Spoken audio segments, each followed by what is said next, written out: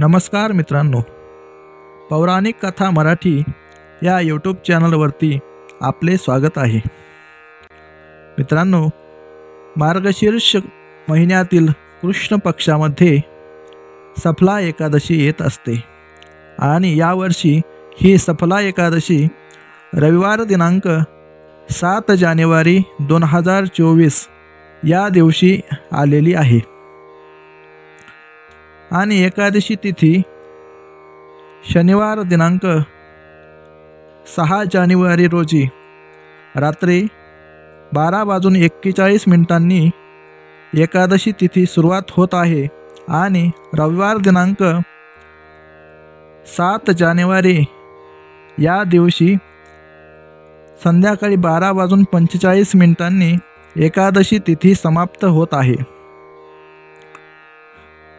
मित्रांनो, श्रवण करूयात सफला एकादशीची कथा।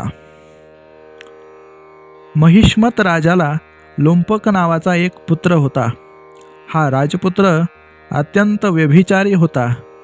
राज्यात कुठलीही सुंदर स्त्री त्याच्या नजरेस पडली की तो बळजबरीने त्या स्त्रीला राजमहालातील रंगमहालात नेत असे। अशा प्रकारे त्याने शेकडो स्त्रियांची अब्रू लुटली। एक दिवस तो घोड्यावर बसून जात असता पाणवठ्यावर एक सुंदर तरुणी त्यास दिसली। लुंपकची कामवासना जागृत झाली आणि त्याने त्या स्त्रीला बळजबरीने घोड्यावर बसवून रंगमहालात नेले। रंगमहालात लुंपक त्या स्त्रीजवळ गेला व त्याने तिच्या हाताला स्पर्श केला। त्याबरोबर लुंपक एकाएकी काळा ठिक्कर पडला।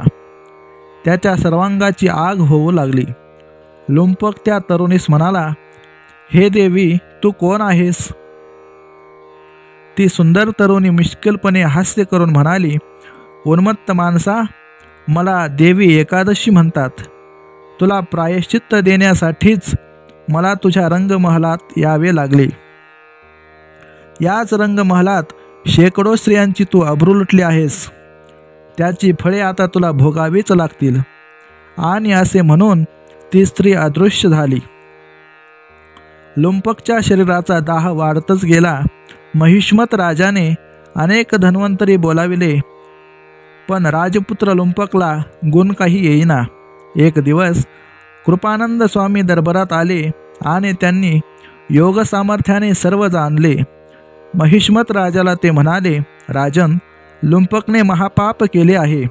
आता तुम्ही सर्वांनी मिळून मार्गशीर्ष कृष्ण पक्षातील एकादशी व्रत केले तर लुंपकच्या शरीराचा दाह थांबेल। आणि त्याप्रमाणे महिष्मत राजाकडे सर्वांनी एकादशी व्रत केले। लुंपकच्या शरीराचा दाह थांबला। त्याचे शरीर पूर्ववत झाले। कोणत्याही कार्यात सफलता पाहिजे असेल तर नियमपूर्वक हे सफला एकादशी हे व्रत करावे।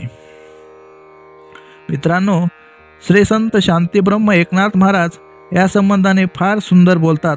नाथ महाराजांनी 3 ओव्या या संबंधाने आपल्या चिरंजीव पदामध्ये सांगितलं आहे। स्वस्त्रिये वाचोनी नातळावी अन्य कामिनी, कोणे स्त्रियेसी सान्निधवानी आश्रयो झनी न द्यावा। स्वस्त्रियेसी कार्यापुरते बोलावे स्पर्शावे निरुते, परी आसक्त होऊन या तेथे सर्वथा चित्ते नसावे।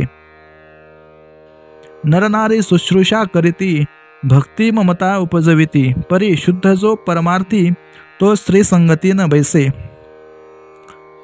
या एकादशीस भगवान विष्णूचे स्मरण करावे। संध्याकाळी भगवंताचं भजन करावं